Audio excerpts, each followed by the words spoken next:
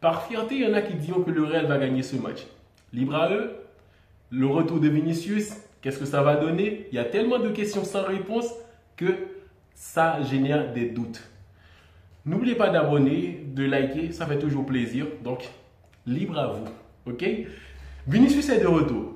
Il y a tellement de questions sans réponse. Est-ce que Vinicius sera titulaire? Est-ce que Vinicius est apte à jouer tout le match? Est-ce qu'il sera sur le côté gauche? Donc, avec tout ça, c'est déjà le chamboulement. Sans même voir la défense, est-ce que ça sera Tchouaméni? Je ne crois pas que Ancelotti va oser quand même. Nous sommes donc Tchouaméni titulaire, alors qu'il y a Raúl Asensio. On l'a vu contre Girone, acceptable parce que c'est quand même un joueur qui n'a pas encore comment dire, Raúl Asensio, ce n'est pas encore le joueur qu'on peut désigner pour le rôle arrière droit et d'être dit ouais c'est légitime et tout ça. Ouais. Pour le moment, il joue très bien, il mérite d'être titulaire, mais est-ce que le coach va le choisir? On ne le sait pas encore. Côté gauche, Mendy est blessé, ça va être Fran Garcia. Il n'y a pas d'autre. Est-ce que latéral droite, ça va être encore Valverde? Comme Lucas Vázquez était présent, et c'est moins probable. Parce qu'en attaque, certes, Vinicius fera son grand retour. Mais est-ce que Vinicius est apte à jouer? Ou dans quelle position jouera Vinicius? Il y a tellement de questions qui n'ont pas de réponse. C'est pour cela qu'en ce moment, le Real n'est pas favori. Le Real n'est pas favori et c'est dommage. Imagine que le Real va jouer contre Atalanta et n'est pas favori. Donc, qui aurait pu croire qu'avec Mbappé et tout ça, tous ces joueurs, le Real ne sera pas favori sur un match? Alors qu'on disait bien avant ça que le Real allait tout cramer et tout. C'est le foot.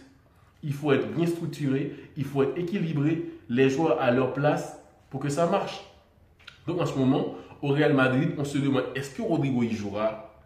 Est-ce que Vinicius va jouer sur le côté gauche? Où jouera-t-il Mbappé? Donc tellement de questions que c'est mauvais signe. Et par rapport à l'équipe type que doit avoir le Real Madrid pour être compétitif en Europe, ce n'est pas encore le cas. Le Real a gagné 3-0 contre Girone ce week-end, mais ce n'est pas par rapport à ce match-là qu'on va mettre le Real favori sur Atalanta. C'est un match qui sera équilibré parce que footballistiquement, Atalanta est un tout petit peu au-dessus du Real Madrid. Donc c'est quand même le Real. Donc ce match-là, le Real va devoir faire pas mal d'efforts pour gagner. Surtout, ils doivent gagner. Donc déjà, il faut voir qu'est-ce que va nous sortir le bon vieux Carlo Ancelotti. Parce que pour être compétitif en Ligue des Champions, il faut avoir une équipe type. Mais le Real n'a pas encore ça. Je ne sais pas si quelqu'un d'autre a déjà fait ce remarque-là, que quand Vinicius n'est pas là, le Real n'est pas si dangereux en attaque. Le Real joue très peu dans la surface adverse. Alors que quand Vinicius il est présent, il a cette facilité d'arriver dans le camp adverse, de dribbler, de tenter quelque chose de nouveau. Mais sans lui, le Real, c'est presque, ouais, qui va marquer? On se pose tout le temps la question, qui va marquer pour changer la situation? Mais avec Vinicius, à n'importe quel moment, on sent que ça peut arriver à n'importe quel moment le but. Parce que c'est un joueur qui dribble, il fait des passes et aussi il peut tirer dans le goal. Donc sans lui, le Real n'est pas riche en attaque.